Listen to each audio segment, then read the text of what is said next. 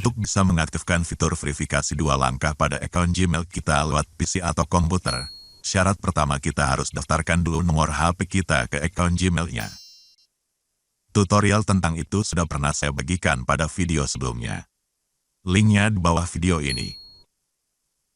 Jika itu sudah, langsung saja klik ikon atau foto profilnya.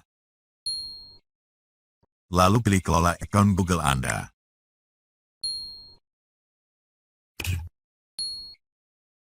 Pilih bagian keamanan. Lalu klik verifikasi 2 langkah. Aktifkan verifikasi 2 langkah. Selesai.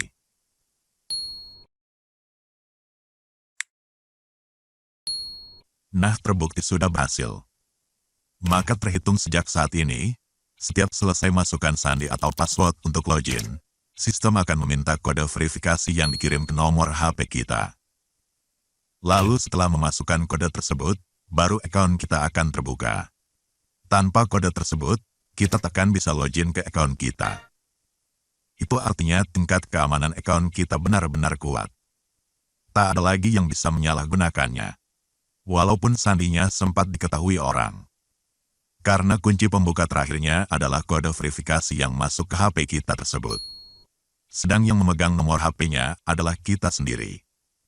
Contoh bagaimana cara login seperti itu bisa disimak pada video berikut.